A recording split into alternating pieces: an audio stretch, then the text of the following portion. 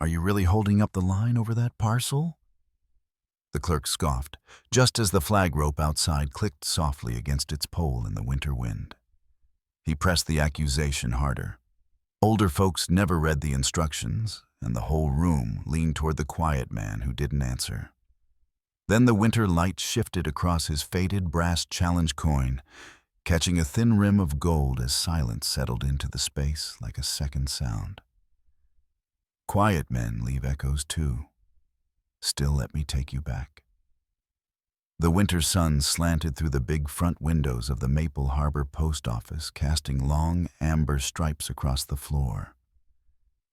The place always felt colder than it should in December, as if the building held on to the night long after the rest of town had warmed. People shuffled coats, rubbed hands together, nudged parcels forward inch by inch. It was the kind of morning when folks didn't say much unless they had to. Frank Mallory stood at the end of the line, shoulders relaxed, hands tucked deep into the pockets of his old field jacket. Beneath his fingertips, he turned a small, faded brass challenge coin. Edges worn smooth from years of quiet habit. He didn't look at it. He never needed to. The round weight had lived in his pocket longer than most folks here had known his name. The line crept forward. A soft beep marked each new customer, steady as a metronome, until one scan broke the rhythm. Beep error. Halpern, the duty clerk, spun around toward the source of the sound, as though the machine had personally insulted him. His eyes landed on Frank with practiced suspicion. "Sir." Halpern drew the word out. "You didn't overload that parcel, right?" Frank lifted his chin a fraction. "No." But another voice cut under his, a whisper from somewhere near the front. Older folks always slow everything down. A couple of heads tipped slightly, not enough to be rude, just enough to sting. The words weren't loud, but in a post office you didn't need volume. The still air carried everything. Frank let the comment settle, then breathed out slow through his nose. "I think the scanner misread something he offered." Halpern didn't wait to hear the rest. "We'll see," he said, tapping the screen harder than necessary. From behind the counter, Emily, one of the newer clerks, looked up from sorting envelopes. She caught the tone immediately. Frank noticed her brows knit, though she said nothing yet. Emily had that way about her, watching first, speaking second. The scanner flashed red again. Halpern sighed loudly. "We're already behind today. Sir, did you pack anything unusual?" "Liquids electronics?" Frank shook his head once. "Nothing like that. But the machine seems to disagree." Halpern exhaled through his teeth, something between annoyance and showmanship. Frank adjusted his stance, not defensive, just steady. "If you want, we can. You'll need to wait." Halpern cut in. "These errors don't clear themselves." A brief hush rolled across the room, just long enough for the hum of the fluorescent lights to rise into hearing. But the room stilled for a breath. Emily stepped closer, lowering her voice. "Halpern, maybe the system just needs a reset. We've had false readings all week." Halpern waved that off. "This one's different." He scanned Frank again. Beep error. Frank pressed his lips together. Behind his calm, the brass coin warmed in his hand, familiar and grounding. He didn't like attention, and he liked mistaken suspicion even less, but causing a fuss wouldn't help anybody. Not the line, not the girl trying to keep the morning from unraveling. Emily leaned toward him, her voice soft. "Sir, don't worry. We'll sort it out." Her eyes flicked briefly to his jacket, just enough to notice the faint glint of brass peeking out when his hand shifted. She didn't ask, only took in the detail and held it in reserve. Halpern cleared his throat, already reaching for a form on the side tray. "He'll need to sign something," he muttered. The whisper wasn't meant for Frank, but he heard it anyway. Heard the assumption, the quiet presumption of fault. The line drifted forward with a new kind of silence, the kind that waits for someone to justify themselves. And Frank, steady as winter air, simply nodded. Halpern slid a pale yellow form across the counter, the paper whispering like something final. The heading stamped across the top read, "User Error," thick and accusatory. He didn't look at Frank when he pushed it toward him. "Sir," he said, voice cooling by the syllable, "I need you to sign this before we proceed." Frank raised his eyebrows gently. "If it helps, I can show. Please don't touch the equipment." Halpern cut him off so quickly the sentence seemed preloaded. For a moment Frank stood still, hand halfway to the counter. The familiar tug of unwanted attention pressed between his shoulders. He'd spent years staying out of the way, blending into places where people didn't look too hard. Today everything felt reversed, as if the room insisted on seeing him exactly wrong. Protocol pressed down on him like a weight he didn't ask for. Not physical, just the way a rule book can lean onto a man when someone else believes it more than they believe him. Frank lowered his hand. "I only meant—" "I know what you meant," Halpern said. "But I need the form signed." A quiet murmur rippled through the line. "Always something with these older guys," someone muttered. "Can't keep up with the tech," another whispered. Winter wind nudged the front door just then, rattling the porch flag outside, an Americana touch that might have felt comforting on another day. Today it only seemed to underline the chill inside.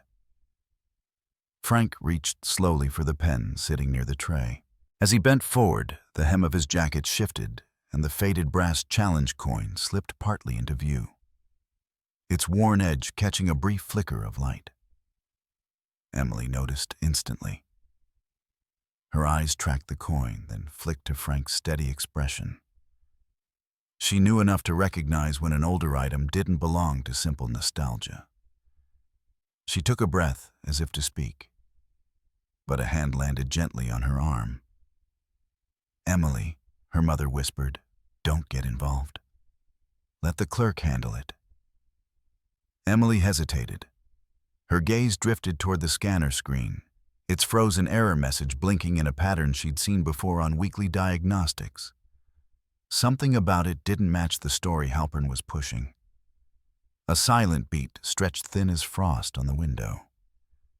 Still, something about that screen didn't feel right. Halpern tapped the counter, impatient. "Sign here, and here, and initial. Is the system actually reading the parcel?" Emily asked quietly. Halpern shot her a look. "I can manage this." Frank offered a small, patient smile. "It's all right. I don't want trouble." But his calm only seemed to irritate Halpern more. "Sir, please don't make this harder." Frank inhaled through his nose, not stubborn, just steady. "I just want it logged correctly." The murmurs tightened like threads pulling a seam. "You think he's trying to start something?" "Who argues over a form?" Emily swallowed. Her fingers tightened around a stack of envelopes as she studied the frozen scanner again. She'd watched that machine misread half a dozen items last week. Yet Halpern hadn't blamed any of those people. So why this man? Why today? The cold draft rolled in again as a customer left and the door chimed softly. It was the kind of moment that could pass without meaning unless someone paid attention. Emily did. She stepped forward just enough for the floor tile to creak. Emily stepped 1 inch closer. Emily pretended to straighten a row of padded envelopes as Halpern busied himself with the error form, but her eyes kept sliding back to the scanner screen. The letters flickered once, then twice, as if the machine were hesitating. She'd seen glitches before, but never this pattern. A soft hum rose beneath the counter, different from its normal rhythm. She leaned in a little. There it was again, a brief flash of text before the default warning reappeared. "Sensor test mode." Emily blinked, unsure whether she'd imagined it. She angled her body to block the glare from the overhead lights. The words returned steady this time, unmistakable. That wasn't a shipping mode. That wasn't even something the front desk should be able to access. Her pulse stepped up. Emily cleared her throat louder than she meant to. That isn't the right mode. Her mother snapped her head around. Emily, hush. But the words were already out in the room, hanging in the air like a chime after a door closes. Mrs. Smith, the woman in the red wool coat, adjusted her glasses. No, she said, voice firm despite her age. She's right.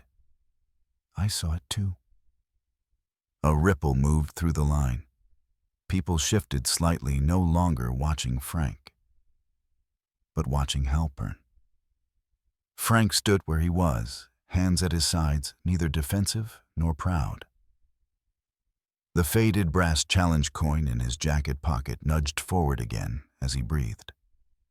Emily's eyes tracked the outline of it, round, worn, purposeful. The transfer of trust began in silence. Youth, elderbe, crowd.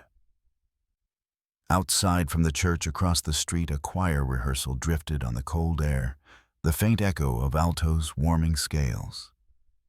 The sound brushed through the post office like a reminder that some moments were meant to be witnessed, not rushed.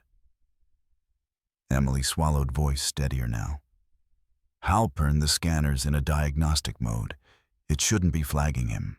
It shouldn't even be active like that. Halpern stiffened. Emily stepped back. I've run this desk for 12 years. I know what I'm seeing. But that's the point, she said softly. You're not seeing the right screen. Murmurs thickened behind them.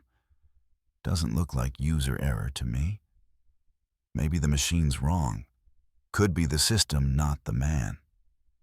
Frank offered a small nod toward Emily. Gratitude without flourish, the way someone thanks a person for noticing something they didn't have to. Emily's attention dipped again to the brass coin edge glinting near his pocket. Her brow furrowed. Mr. Mallory, is that coin something important? Frank didn't answer right away. He shifted slightly, not hiding it, but not displaying it either, like a memory kept close rather than a trophy.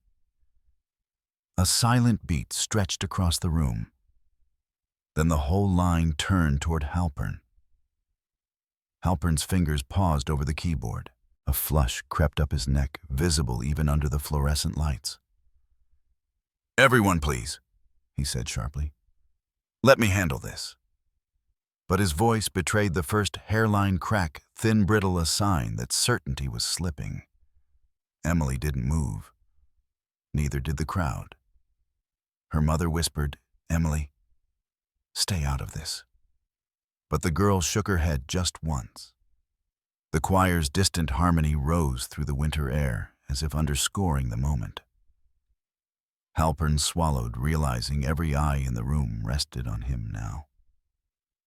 Halpern's jaw tightened. The post office felt too small for the number of people breathing inside it. Even the winter light seemed to hold its breath against the windows, waiting for something to shift. Halpern stood behind the counter, stiff as a fence post. The user error form spread wide in front of Frank like a quiet accusation. Sir Halpern said, voice flat, I need you to sign. Right here and here.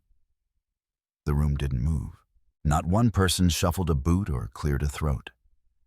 Every eye had slowly drifted from Frank to the scanner, then to Emily, then back to Halpern. Frank reached for the pen, his movement steady, deliberate. He had signed more complicated forms in his life forms, where the consequences weren't about parcels, but people. But he kept his face calm, the way someone keeps a hand on the tiller during rough water. As he pulled the pen from the tray, his jacket shifted and the faded brass coin slipped free, slipping from his pocket. It struck the counter with a soft ping, not loud, but strangely resonant. The coin began to spin, slowly at first wobbling like it wasn't sure if it wanted to fall or rise. The light from the front window caught the worn brass surface flickering gold across the blank paperwork. People leaned forward without meaning to. A couple of children in the line held their breath the way kids do when they know something rare is happening. The coin steadied mid-spin, balancing on its edge, casting tiny reflections onto the form labeled user error. Emily whispered, "Oh." Even Halpern flinched. The coin gave one final circle, then toppled gently onto its face. The inscription, usually too faded to see unless you knew exactly where to look, was suddenly clear under the winter sun. For integrity under pressure. Nobody spoke. Not until a man near the stamp rack exhaled and murmured almost to himself. "He carries himself like a commander." The word landed softly, barely more than a breath, but it ran through the room like a bell tone. Entity. Parity commander. Present. Halpern's gaze snapped to Frank, then to the coin, then back again. His posture swayed, the color draining from his face. Halpern's face went pale. Action. Parity went pale. Present. Emily stepped closer to the counter. "It means he wasn't lying," she said quietly. "That coin, it's not just decoration." Frank rubbed his thumb over the pen, the lines on his hand, steady as always. "Just an old token, son," he said, voice gentle. Nothing more. But the way he said it made the room understand it wasn't nothing. Not arrogance, not pride, just history worn into metal. Halpern swallowed. His voice came thin. What does it mean?" Frank didn't answer with words at first. Instead, he stepped around the counter, not abruptly, not assertively, just moving with the kind of quiet confidence that ignored spectacle. He knelt beside the scanner, housing fingers brushing gently across the plastic casing. "You mind?" he asked Emily. She shook her head, stepping aside. Frank lifted a small access panel with the tenderness of someone opening a familiar book. He angled the tray slightly, tapped the inside corner once, and the scanner flickered. Then blinked. Then steadied, returning to its normal shipping mode. Emily let out an audible breath. "You fixed it." Frank shrugged lightly. Sometimes they misread alignment. Happens under cold drafts. The explanation was simple, almost too simple, but it was enough. He rose, brushing dust from his knee. The room absorbed every detail, the calm, the precision, the absence of ego. Behind him, Halpern stood, frozen. Semlock plus evidence. The moment pinned him harder than any policy form. It wasn't physical force, just the sharp pressure of realizing he'd accused the wrong man in front of the wrong crowd at the wrong moment. Emily lifted the coin gently and handed it back to Frank. "It's beautiful," she said softly. Frank nodded. Just a reminder to keep things steady. Then he turned to Halpern, not angry, not triumphing, just waiting. For a second, the whole line seemed to lean in his direction, as if trust had quietly shifted its weight.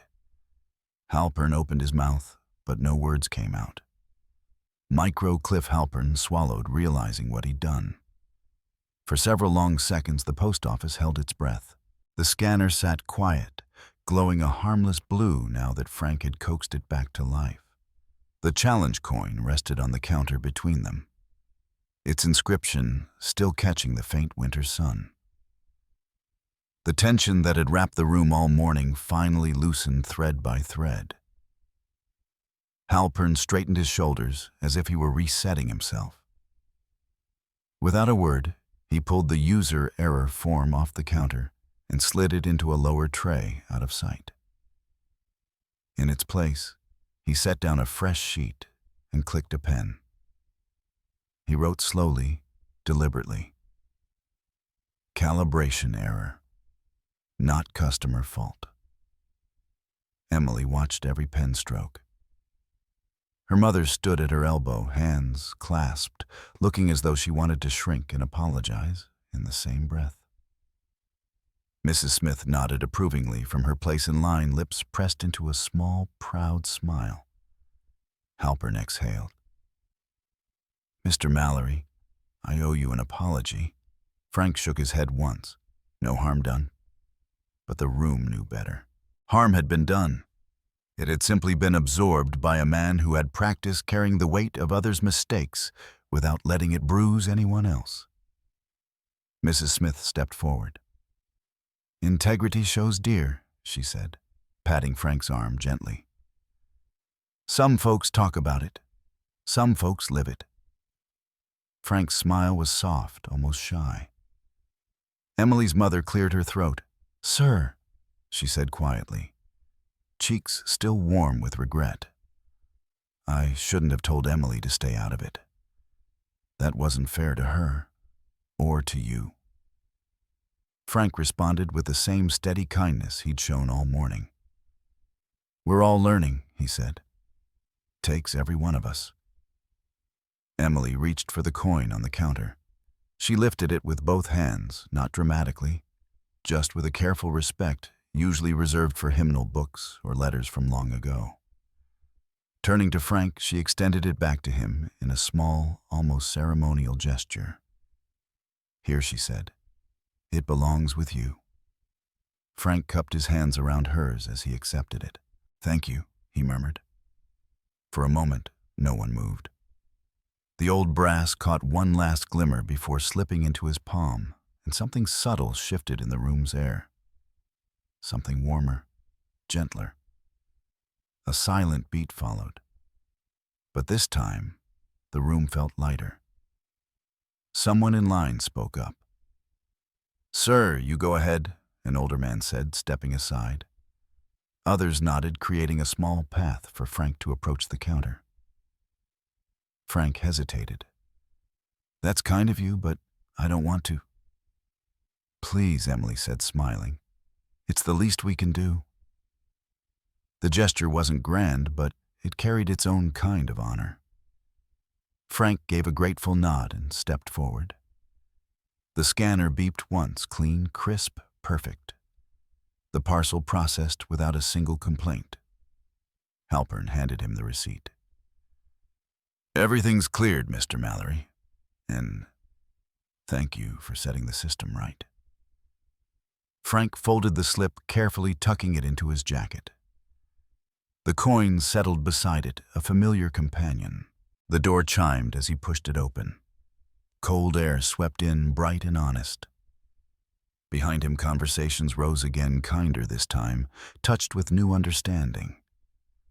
Frank paused on the threshold, letting the winter sun warm his face for a quiet second.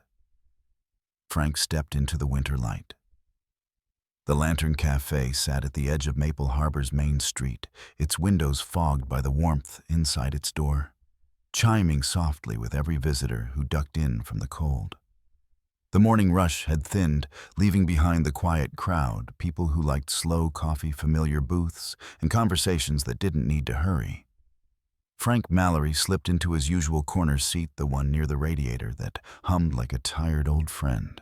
The smell of roasted beans drifted through the air, mixing with the faint sweetness of cinnamon rolls cooling behind the counter. Outside, winter sunlight made soft, imperfect shapes on the cafe windows. When he set his gloves down, something on the wall caught his eye. A new frame hung above the community board. Simple wood clean lines, nothing showy. Inside sat a replica of his faded brass challenge coin, sketched carefully in graphite and brushed ink. Beneath it, printed neatly on pale cardstock, integrity under pressure, Maple Harbor. Thanks you. Frank blinked once slowly. Someone had taken time with this. Someone had cared enough to capture the scratches, the worn edges, the quiet history of a small object that had lived mostly in his pocket. Emily appeared beside the table, as if summoned by thought. Her cheeks still held the pink of winter air, and her eyes carried that clear brightness that comes from knowing you helped steer something right. "Morning, Mr. Mallory," she said. He nodded. "Morning, hon." Emily glanced toward the framed coin. "Grandpa says folks only carry themselves like that when they've led something. You know." She hesitated, searching for the right words. "Like a commander." The word landed gently, not as rank, not as heroics, just as truth told in the language of small towns that notice character more than titles. Title echo lock. Entity. Commander. Present metaphorical. Frank gave the softest smile, the kind that barely lifted one corner of his mouth, but warmed his whole face. "Just tried to help," he said. "That's all any of us can do." Emily grinned back. "Doesn't make it less important." The barista, a young man with a checkered apron and a generous heart, approached the table with a fresh pot. "Refills on the house, sir," he said. Emily told us what happened. Frank shook his head. "You don't have to do that. Maybe not." The barista replied, pouring anyway, but sometimes the town wants to say thanks. Frank wrapped his hands around the warm mug. The heat traveled through his palms, easing the stiffness in his joints. For the first time that day, he let himself sit without feeling like he needed to stand guard over anything. Not a parcel, not a misunderstanding, not the weight of someone else's assumptions. A silent beat drifted through the cafe. Then winter sun slid across the table, soft and forgiving. People came and went. Someone laughed near the window. A couple shared a quiet conversation over muffins. Life carried on in its simple, steady way. Yet something in the air felt different, lighter, as if a small part of the town's rhythm had been gently retuned. Frank sipped his coffee, letting the warmth sink deeper. The framed coin on the wall didn't make him proud. Pride never sat well with him. What it offered instead was something quieter, a reminder that even the smallest acts of steadiness could echo farther than a person ever intended. He reached for his gloves, taking one last look at the drawing. "Thank you," he whispered under his breath. Not to anyone in particular, but to the moment itself. As he stood to leave, Emily called after him softly. "See you next shift," he tipped his head. "Wouldn't miss it." The door chimed gently behind him as he stepped back into the cool noon air. The sunlight met him fully this time, bright and open. If this story moved you, share it forward.